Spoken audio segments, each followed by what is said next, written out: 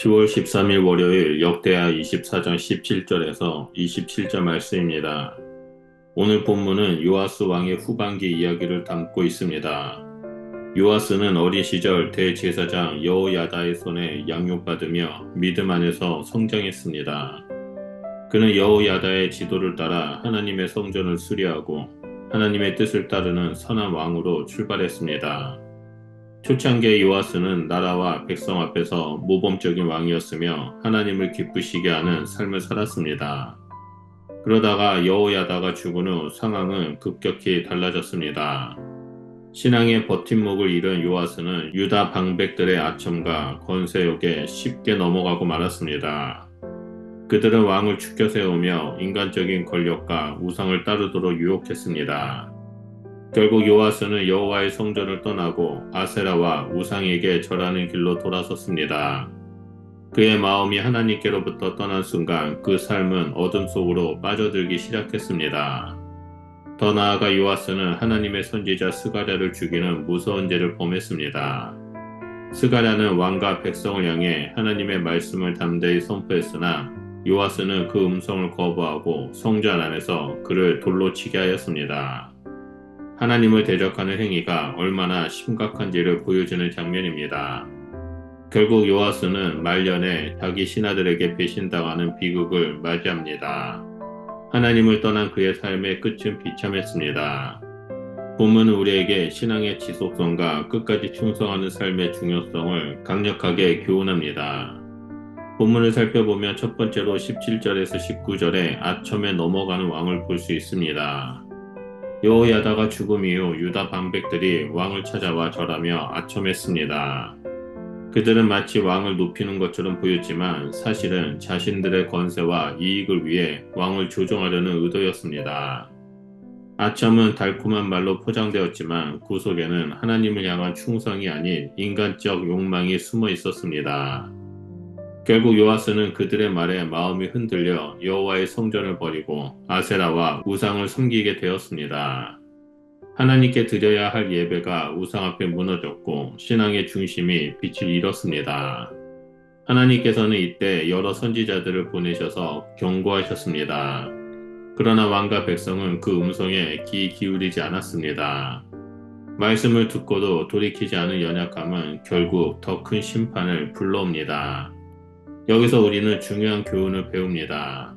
신앙의 뿌리가 인격적 하나님과의 관계에 있지 않고 사람에게 기대어 있을 때 쉽게 흔들릴 수밖에 없습니다. 지도자가 사라지거나 환경이 바뀔 때 믿음이 무너지는 이유는 하나님과의 직접적인 관계가 부재하기 때문입니다. 진정한 믿음은 사람의 말이나 상황이 아니라 변함없는 하나님께 뿌리 내릴 때 끝까지 견고히 설 수 있습니다. 둘째로 20절에서 22절에 스가랴의 담대한 외침이 나옵니다. 여호야다의 아들 스가랴가 하나님의 영에 감동되어 성전 뜰에 서서 왕과 백성을 꾸짖었습니다. 그의 외침은 사람의 말이 아니라 하나님의 영이 주신 담대한 선포였습니다.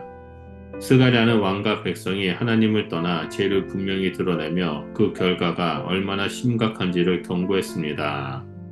너희가 여호와를 버렸으니 여호와께서도 너희를 버리셨느니라 라는 말씀은 날카로운 심판의 메시지였지만 동시에 회개할 기회를 주는 하나님의 사랑이었습니다.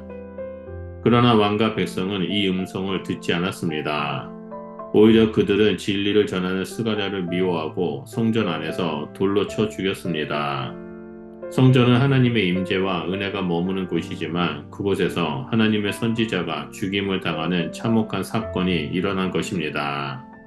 하나님의 말씀을 버린 자들은 결국 생명의 음성을 거절하게 됩니다. 말씀을 거부할 때 사람의 마음은 더욱 완악해지고 그 끝은 심판으로 이어질 수밖에 없습니다. 믿음은 듣는 데서 시작합니다. 그러나 듣고도 거부할 때 그 책임은 더 크게 돌아옵니다. 듣지 않을 때 심판은 더 크게 임한다라는 사실은 오늘날 우리에게도 여전히 유효한 교훈입니다. 마지막 세 번째로 23절에서 27절에 심판과 몰락이 나옵니다. 이듬해 아람 군대가 소수의 병력으로 와서 유다를 침략했습니다. 그들의 숫자는 적었지만 하나님께서 유다를 그들의 손에 넘기셨기 때문에 전세는 쉽게 기울었습니다. 이 싸움은 군사의 숫자나 무기의 힘으로 결정된 것이 아니라 하나님의 주권과 심판으로 결정된 사건이었습니다.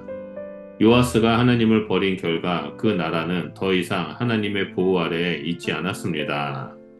전쟁으로 인해 왕은 크게 상처를 입었습니다. 몸은 부서지고 마음은 절망 가운데 놓였습니다. 과거에 하나님의 은혜로 지켜주셨던 왕의 모습은 사라지고 이제는 연약하고 무기력한 인간의 모습만 남게 되었습니다. 그 왕을 따르던 신하들이 반역을 일으켜 그를 암살했습니다. 충성을 다해야 할 신하들이 등을 돌린 것은 하나님을 배신한 왕이 결국 사람들에게도 배신당하는 아이러니한 결말이었습니다. 그 끝은 초라했습니다. 하나님의 은혜로 세워진 왕이었지만 끝까지 하나님을 의지하지 못한 인생은 이렇게 몰락합니다. 시작은 화려할 수 있어도 끝이 무너진다면 그것은 실패한 인생입니다. 요아스의 마지막은 우리에게 믿음의 종착지를 분명히 보여주는 거울과 같습니다. 요아스의 생애는 우리에게 깊은 경고를 던집니다. 신앙은 잠시의 열심으로 끝나는 것이 아니라 평생을 두고 끝까지 지켜야 할 경주입니다. 시작은 누구나 열정적으로 할 수 있지만 마지막까지 믿음을 지키는 것이 더 어렵고 더 중요한 일입니다. 사람에게 기대는 신앙은 쉽게 흔들리지만 하나님께 뿌리 내린 신앙은 어떤 상황에서도 흔들리지 않습니다. 눈에 보이는 사람은 사라질 수 있고 환경은 바뀔 수 있으나 변치 않으시는 하나님은 영원히 우리를 붙드십니다.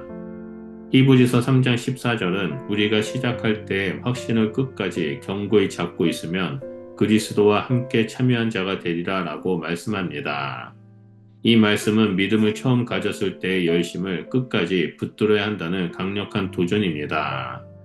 그러므로 신앙이 요아스처럼 변질되지 않고 오히려 스가랴처럼 담대히 말씀을 붙들며 살아가시길 예수님의 이름으로 축원드립니다. 끝까지 충성하는 삶으로 서기를 간절히 축복합니다. 기도하겠습니다.